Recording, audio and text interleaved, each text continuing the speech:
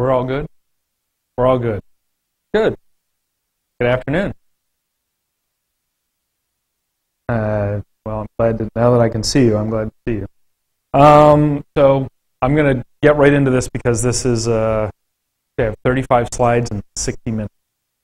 55 now. So I'm just going to rip through this at the best speed I can, and hopefully we'll have time for little questions. If I say anything or anything comes up and you want to know more about it, don't wait till the end. I have my own timer, so we can make use of that. So the big snit, as we called it. I'm just going to set a little stage for you. This is Paris, actually, in 1996, where I was attending the 5th International World Wide Web Conference. Something that I had managed by writing and submitting a paper on the theory that if I did that, then the then Vice President of Information Technology for Case Western Reserve University, Ray Neff, would send me to Paris on the university's dime, and it worked because Ray was that kind of a guy. I'm not going to get into Ray's stories, but anyway, we could be here all day. So this is where the conference was being held. And this was something that they had on a table. This was the first web server ever. This is the NextCube on which Tim Berners-Lee developed his World Wide Web application as it was then. They apparently had to dig it out of a closet. If you look closely, it's rather dusty. Lord only knows where it is now. Anyway, so there's Tim on the right and Robert on the left. Anyone know who Robert is? Who would be appearing with Tim? Any guesses? Robert? Yeah, Robert's the other guy who invented the World Wide Web. But he's not a knight of England or any of that stuff now. Robert Cailliau, who was working at CERN, and in 1988-1989 timeframe, he was one of two people who proposed a hypertext information access system for CERN and for the internet in general in order to share physics information. The other person, of course, Tim Berners-Lee. I recently corresponded with Robert, and his contention is that the World Wide Web as it stands is mostly Tim's work and only a little bit his, but he does get the co-invention credit since Robert's proposal and Tim's proposals were combined, at least to some extent, in order to create the World Wide Web. Now I bring all this up for a reason. Robert is a synesthetic, and when I see at least one nodding head, someone who has an idea of what a synesthetic is. For those who don't know, someone who is synesthetic is someone who has sensory effects basically cross-wired. So as an example, one of the rarer types of synesthesia is feeling something tactile when hearing a sound. It's been shown that actually these people tend to develop perfect pitch because they know the correct feeling for a pure A or whatever. Robert here has one of the more common types of synesthesia, which is he's a letter-color synesthetic. If you show him this graphic with the black letters, this is what it looks like to him. Okay. Synesthesia is, I find, endlessly fascinating, especially like this. Apparently, for the vast majority of synesthetics, who are letter-color synesthetics, print in languages they don't understand is not colored. But if they start to learn the language, then the letters start to color in. Robert says that it actually helped him a great deal with editing papers, because if a word is misspelled, he can tell from the color combination. Robert is also the reason why the original www logo, which you can see in these 5 conference logos, was green. Because to Robert, the letter W is green. And to have W be any color other than that or black actually looks wrong to him. So that's where that came from, if you've ever wondered why they had those green logos. Okay, now, I told you that story to tell you this one. While I was at this conference, I met Chris Lilly, who would fit right in at this conference, as you can tell.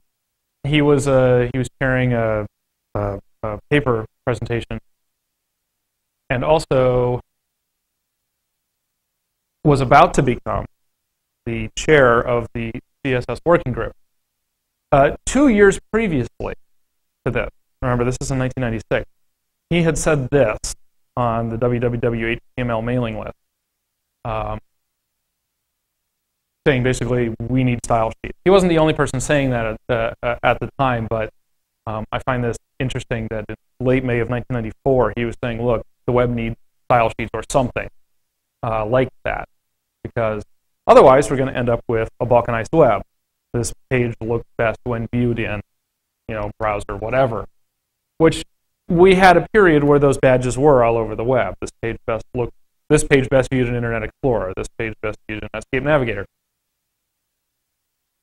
At one point, I thought seriously about putting up a badge that said this page best viewed on my computer. Because that's what was really, in a sense, that's what those badges say. So, back in the early 90s, people were already saying, hey, look, we need style sheets. Okay, so at the same conference, there was a CSS panel. We're back to 1996 now. So this is a little blurry, I admit. It's the only picture I have. I was shooting without a flash. But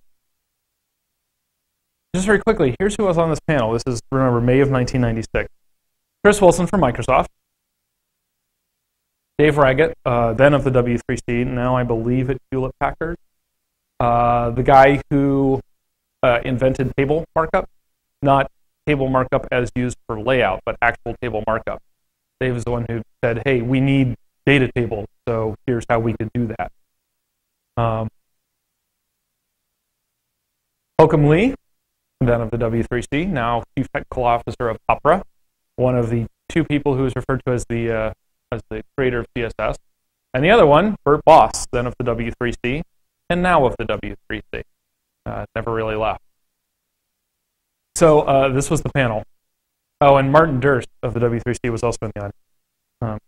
Martin's a fascinating guy. He speaks more languages than I can even remember the number of. Currently living in Japan.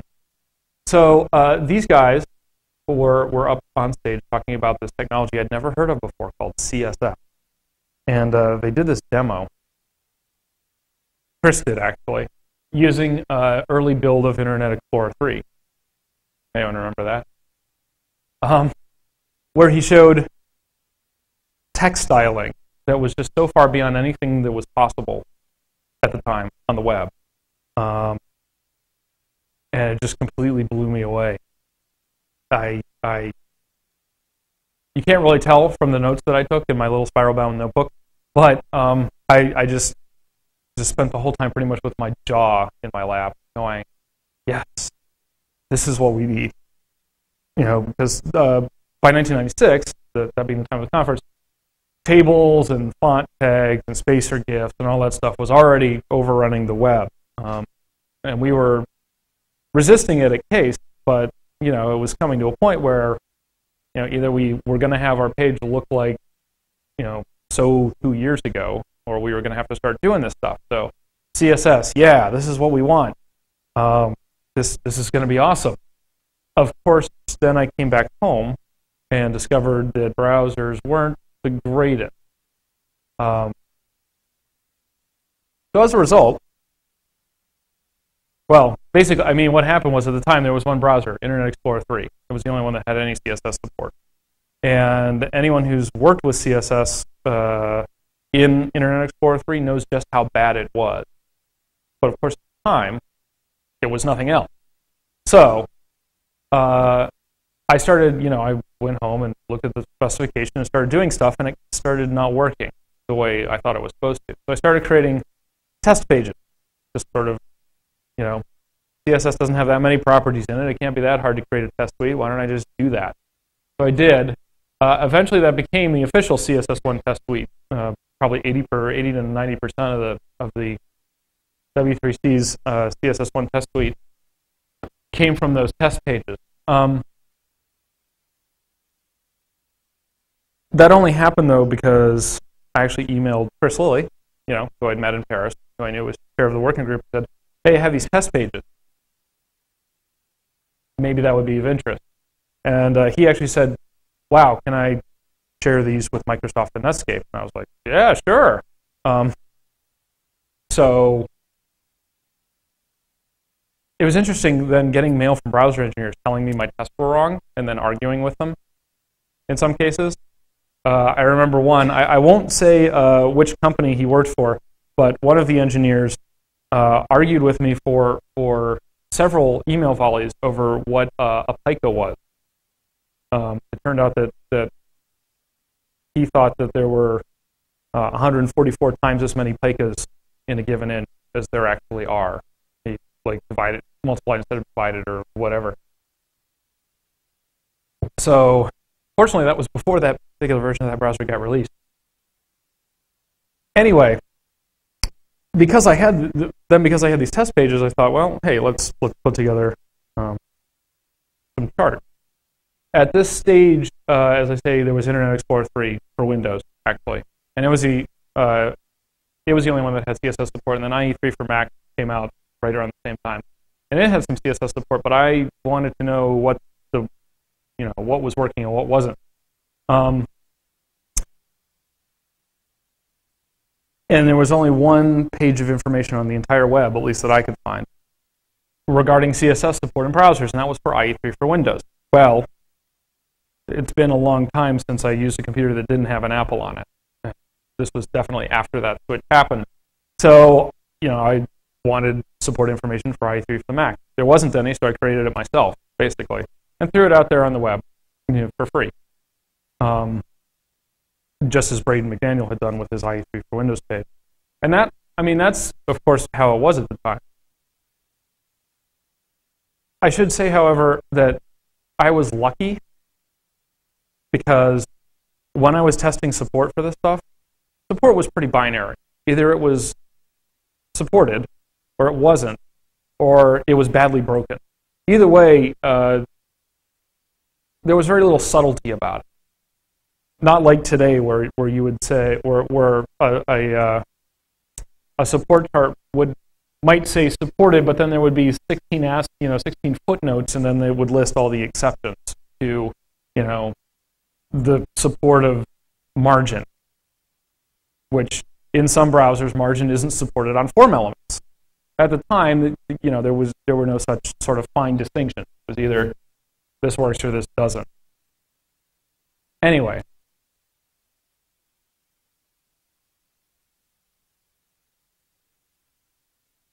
Those were the IE3 days. This is the beginning of the support chart for Internet Explorer 3. You can see, bug. Okay, we have some support, but then there's a bug in sans serif font family specific, whatever. That's IE3 for the Mac. But then,